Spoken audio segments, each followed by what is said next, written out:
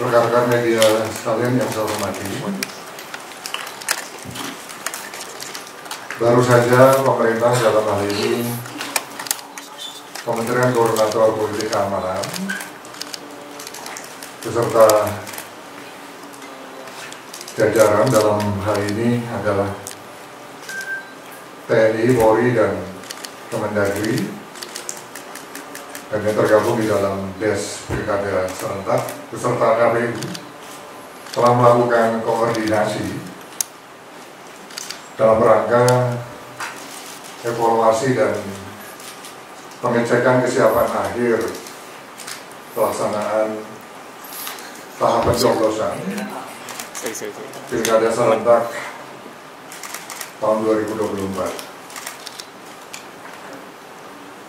Sebagaimana kita ketahui bahwa Pilkada serentak tahun 2024 yang akan dilaksanakan pada pada hari Rabu tanggal 27 November adalah merupakan momentum yang sangat penting untuk masa depan bangsa dan negara kita. Sekaligus untuk menegaskan komitmen kita bersama di dalam memperkuat demokrasi di Indonesia dengan memilih 37 gubernur, 93 wali kota, dan 415 bupati. Kita berharap Pilkada serentak tahun 2024 kali ini dapat melahirkan pemimpin-pemimpin daerah yang berkualitas, yang amanah, dan mampu mendorong kemajuan serta kesejahteraan di berbagai wilayah di Indonesia. Kami dari pemerintah telah memetakan daerah-daerah rawan, baik itu dari pendekatan sisi rawan pada aspek keamanan, juga dari sisi aspek masalah teknis penyelenggaraan, diantaranya yang terkait dengan distribusi logistik, kemudian kertas suara, surat suara yang rusak, termasuk juga validasi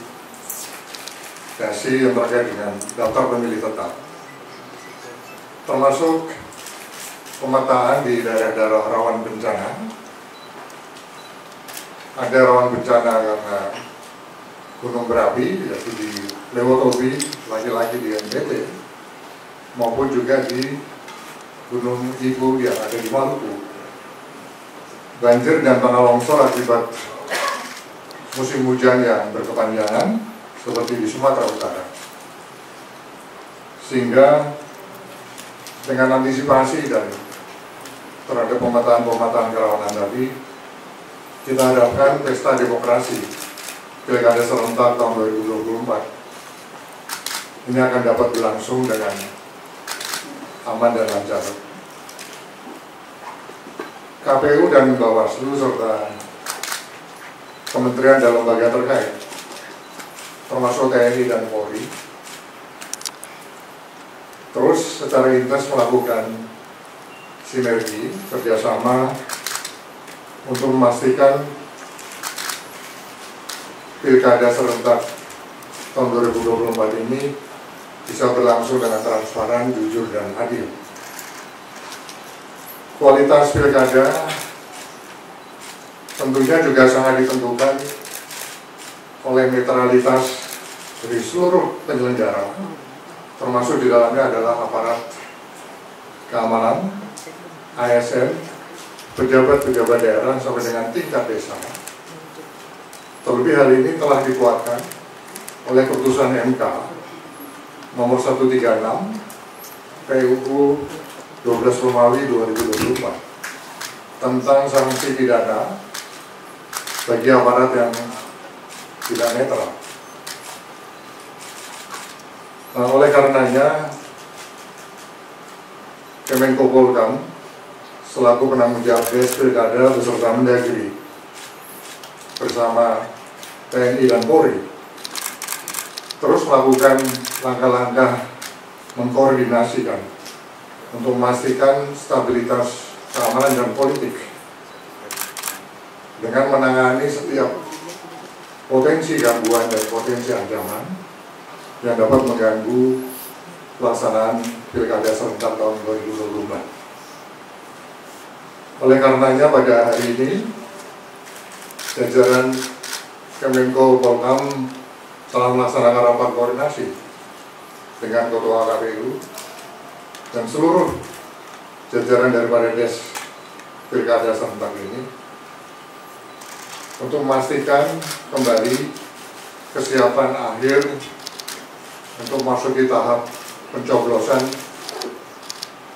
yang akan dilaksanakan pada hari Rabu tanggal 27 November yang akan datang. Pada kesempatan yang sangat baik ini, sekali lagi kami mengajak dan mengimbau, mari kita sukseskan pelaksanaan Pilkada serentak tahun 2024. Gunakan hak pilih, hak suara, jangan golput gitu. Karena hari Rabu tanggal 27 November ini sangat penting bagi kita semua dalam menentukan pilihan untuk memilih para pemimpin-pemimpin dan masa depan di daerahnya masing-masing. Berbeda pilihan adalah hal yang biasa, namun yang terpenting adalah menjaga persatuan dan menjaga keutuhan bangsa dan negara Kesatuan Republik Indonesia yang sangat kita cintai ini. Kita semua bersaudara, mari kita wujudkan Pilkada serentak yang sejuk dan damai. Saya kira itu beberapa hal yang bisa saya sampaikan. Saya persilahkan kalau dari Ketua KPU mungkin ada hal yang perlu ditambahkan.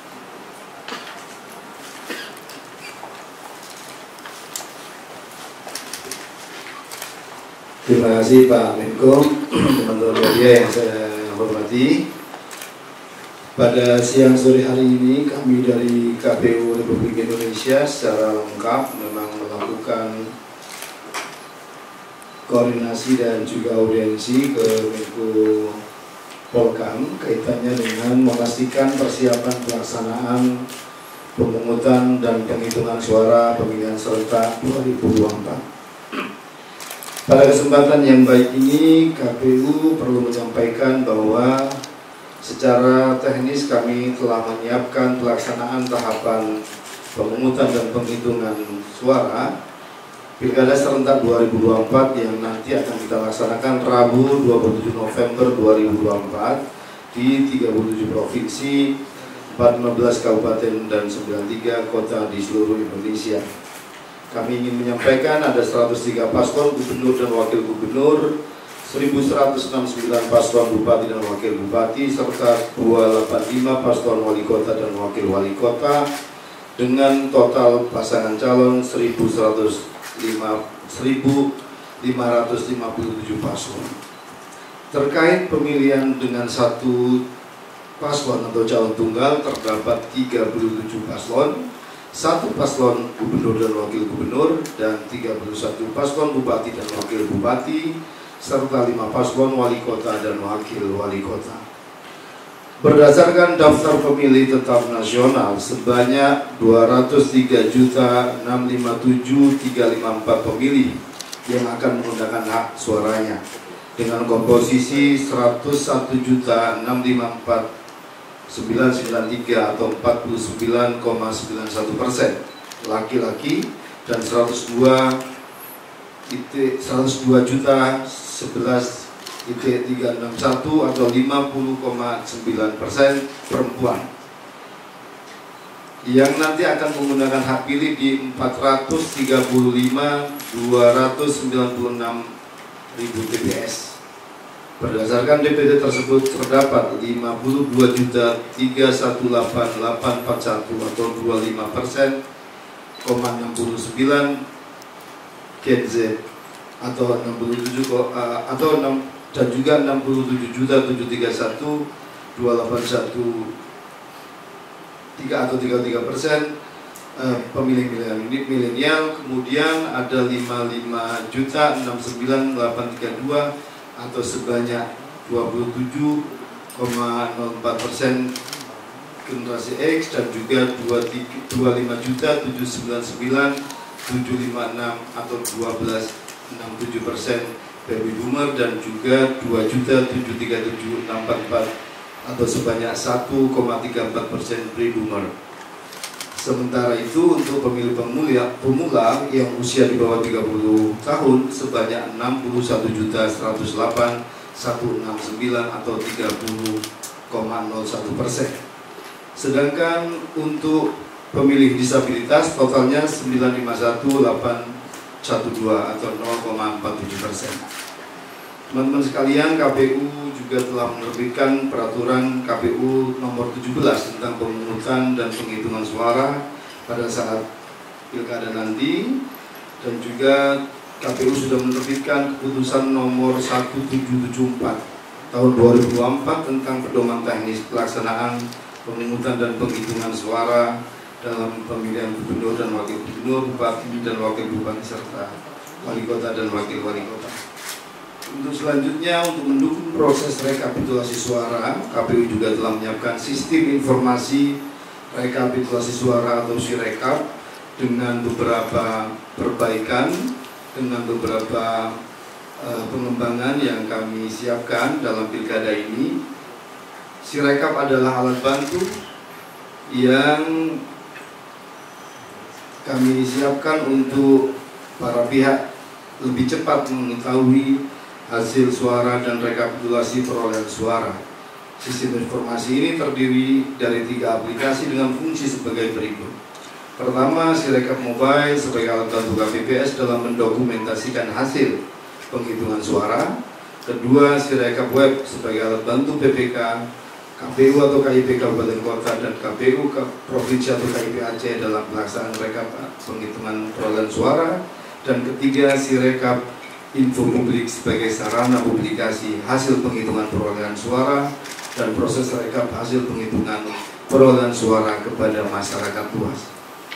Sebagai bentuk kesiapan sumber daya manusia penyelenggara Pilkada Serentak 2024, kami ingin menyampaikan KPU memiliki unsur 7 anggota KPU di tingkat nasional, tingkat pusat, dan 950 orang sekretariat jenderal, 208 anggota KPU Provinsi, 2.328 anggota sekretariat KPU Provinsi di 38 provinsi, 2.570 anggota KPU Kabupaten Kota, dan 12.601 orang sekretariat KPU Kabupaten Kota di 514 kabupaten kota, 36.375 orang PPK dan 21.825 orang sekretariat PPK di 7.275 kecamatan.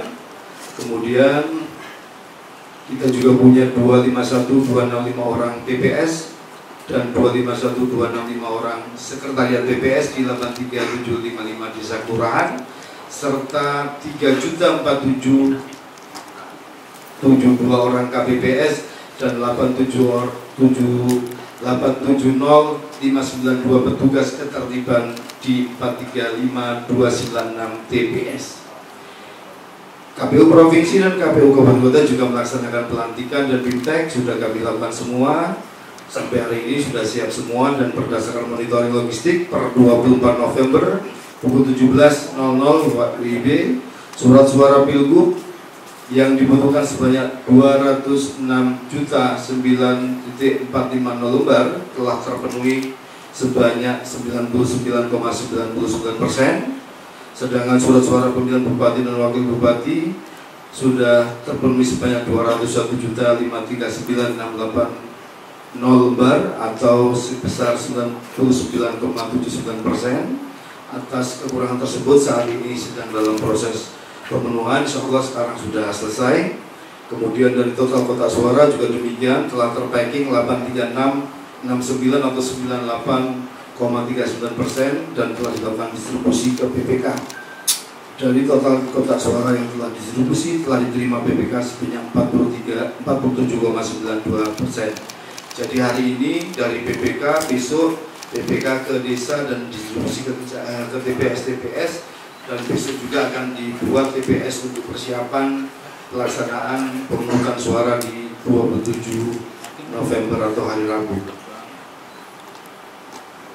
Bapak Presiden juga sudah menerbitkan keputusan Presiden nomor 33 berkaitan dengan hari pemungutan suara sebagai hari pemungutan suara di Pilkada sebagai hari libur nasional. Oleh karena itu, kami dari KPU Republik Indonesia berharap masyarakat, teman pemilih sekalian datang ke TPS dengan situasi riang gembiraan, menjaga situasi yang kondusif dan juga menghormati pilihan-pilihan yang berbeda dari masyarakat, sehingga kita bisa menjaga situasi hari H 27 November nanti pilkada kita berjalan dengan jurdil, berjalan dengan luber dan juga berintegritas dan juga berlangsung dengan damai. Dan pada saatnya kita semua menghasilkan atau mendapatkan hasil pilkada orang-orang atau pemimpin yang berkualitas yang menjalankan amanah sebagaimana pilihan masyarakat, pilihan pemilih pada hari pilkada. Demikian yang dapat saya sampaikan. Terima kasih. Assalamualaikum warahmatullahi wabarakatuh.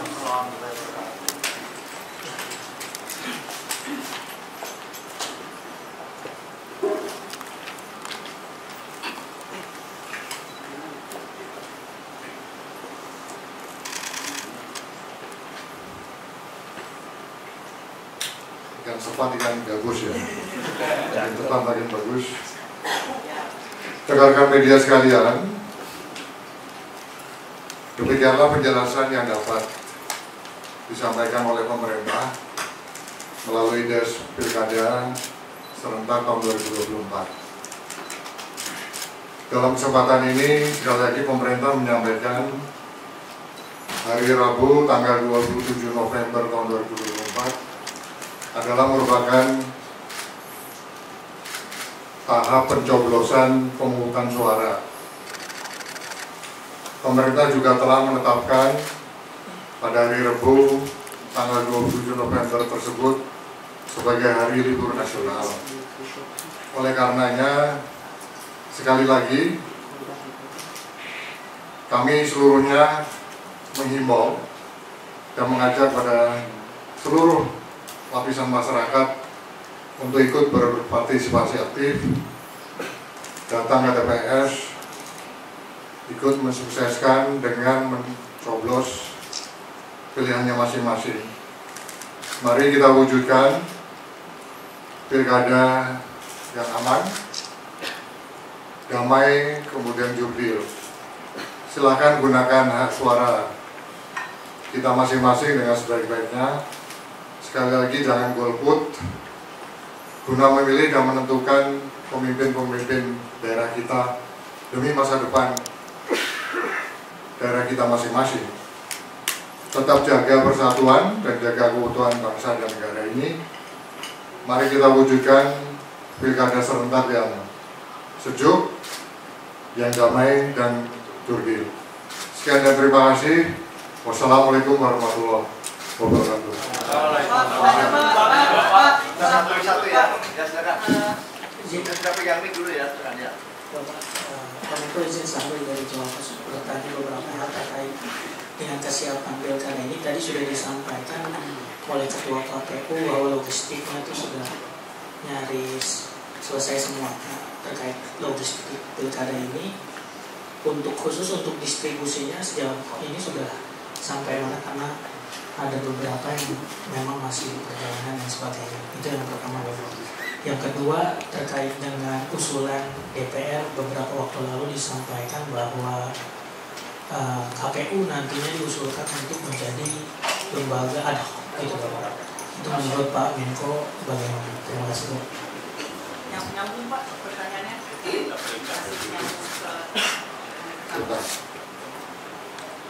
Tadi dua pertanyaan ya. yang terkait dengan wacana perubahan KPU menjadi badan ad hoc. Saya mencoba menjawab. Saya kira mengubah status KPU menjadi badan ad hoc tentu memiliki kelebihan dan kekurangan, tergantung pada sudut pandang dan tujuan yang ingin kita capai. Oleh karenanya memang penting untuk dilakukan pengkajian terlebih dahulu secara mendalam terhadap dampak daripada perubahan KPU tersebut terkait dengan independensi, kemudian kredibilitas dan efektivitas KPU dalam melaksanakan pemilu ke depan yang bebas dan aktif. Oleh karenanya diskusi secara terbuka maupun masukan dari berbagai pihak, karena masyarakat ini penting untuk kita dengar dalam rangka membantu di dalam menentukan arah mana yang terbaik bagi reformasi kelembagaan KPU ini ke depan. Kalau terkait distribusi logistik, silakan dari tapi saya bagiannya Pak logistik. Baik, terima kasih Pak Menko. Perlu kami sampaikan, posisi logistik sekarang sudah bergerak dari gudang-gudang KPU kabupaten kota seluruh Indonesia di 545 kabupaten yang menyelenggarakan pilkada. Positioningnya sekarang sudah ada di gudang PPK di kecamatan, dan posisi saat ini sudah bergerak ke desa. Artinya positioning sekarang seluruh pergerakan logistik menuju desa. Dan besok tanggal 26 November 2024 PPS yang ada di tingkat desa tersebut bergerak menuju ke tempat pemungutan suara. Di Bapak sekalian perlu kami jelaskan bahwa besok pertanggal 26 November 2024 seluruh petugas KPPS sudah mendirikan tempat pemungutan suara. Maka disitulah nanti PPS mengirim logistik ke tempat pemungutan suara. Jadi kami memastikan agar tidak terjadi keterlambatan logistik secara nasional.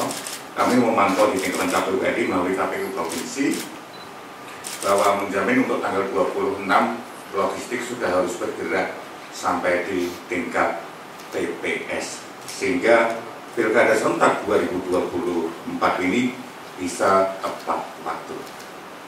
Begitu ya untuk soal positioning distribusi logistik sampai hari ini, dan besok masih akan tetap berlanjut dari tingkat desa menuju tempat pemungutan suara, setidaknya sore hari sampai nanti maksimal malam hari lah itu sudah nyampe, dan paginya tepat tanggal 27 November pukul 7.00 tempat pemungutan suara untuk pilkada serentak 2024 sudah bisa dibuka dan ditutup pukul 13.00. Demikian yang bisa kami jelaskan untuk soal positioning logistik secara nasional. Terima kasih.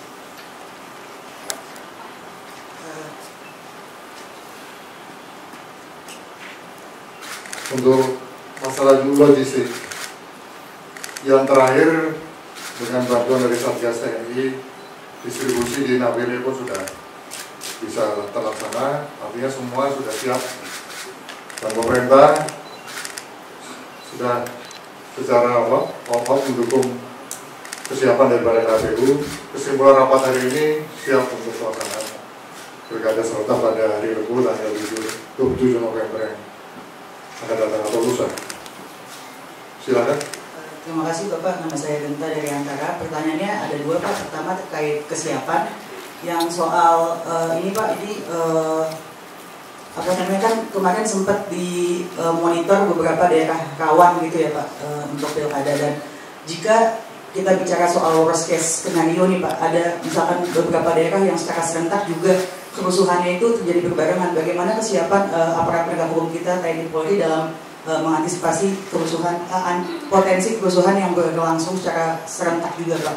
Dan yang kedua soal kesiapan distribusi logistik, lagi-lagi Pak, apakah ada jaminan kalau untuk ke daerah-daerah yang bencana gitu Pak. Dan kita tahu sekarang kan juga cuacanya juga sedang tidak baik gitu Pak.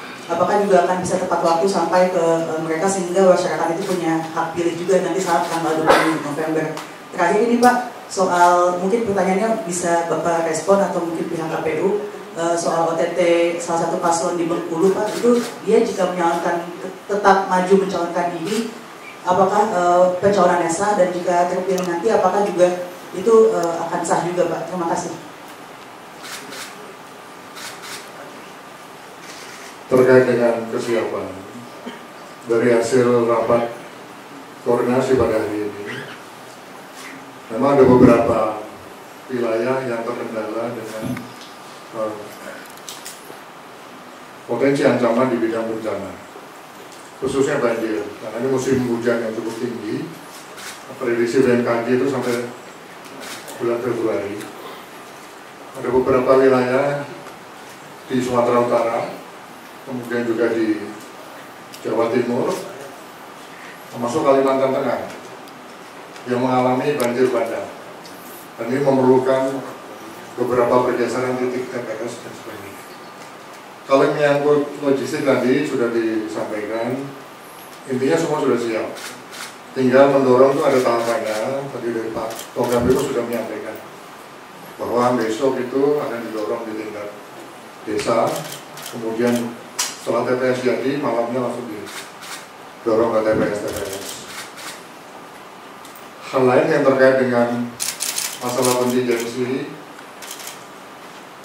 Polri telah menggelar kekuatan sebanyak 180.000 personel, untuk TNI 169.000, yang semua sudah siap, termasuk baik itu deploy maupun kekuatan cadangan. Ada beberapa titik-titik kritis yang kami tidak bisa sebutkan di sini, itu sudah dipetakan, dan langkah-langkah antisipasi sudah disiapkan, termasuk pelatihan-pelatihan gladi posko, termasuk juga sistem kuota dan sebagainya. Ini semua instrumen ini sudah siap untuk mendukung suksesnya pilkada serentak. Saya rasa cukup ya. Yang terakhir Pak, Bengkulu Pak. Bengkulu ini kan terkait dengan OTT yang dilaksanakan oleh KPK. Jadi kalau secara teknis langkah penyidikan, penegakan hukum tidak pidana korupsi yang dilakukan KPK, silakan itu bisa ditanyakan pada KPK. Tapi intinya kita kan harus menghormati ya, menghormati langkah-langkah hukum yang dilaksanakan oleh aparat penegak hukum.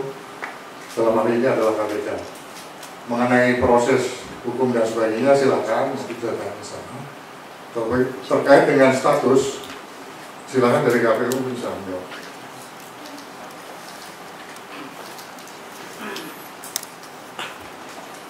Baik teman-teman sekalian, terkait dengan kasus yang terakhir, pada dasarnya merujuk pada pasal 163 ayat 6, 7 dan 8 Undang-Undang Pilkada.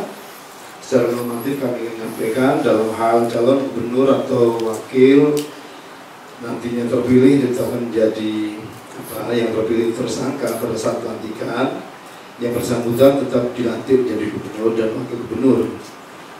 Dalam hal calon gubernur dan wakil gubernur terpilih tetap menjadi terdakwa pada saat pelantikan, yang bersangkutan tetap dilantik. Nah, dalam hal calon gubernur dan wakil gubernur terpilih tetap menjadi terpidana berdasarkan putusan pengadilan yang telah berlangsung hukum tetap, pada saat pelantikan yang bersangkutan tetap dilantik atau wakil gubernur saat ini juga diberhentikan sebagai gubernur dan wakil gubernur di ayat 8-nya kalau sudah terpidana. Namun yang ingin kami highlight, status hukum tersebut menjadi domain dari penegak hukum ya, bukan di KPU. Adapun dalam pelaksanaannya di pungut itu KPU mengatur di PKPU 17 tahun 2024 yang berkaitan dengan unsura, pasal 16 ayat 1 dan 2 juga pasal 36 ayat 3 mengatur bahwa apabila salah satu pasangan calon dalam jangka waktu 29 hari, ini kan sudah sangat mepet, sebelum pemungutan suara ditetapkan sebagai terpidana, maka KPU Kabupaten Kota memberitahu kondisi calon tersebut kepada KPPS menjadi handicap atau permasalahan yang harus kita tuntaskan. Saya rasa cukup ya. Terima kasih. Selamat sore.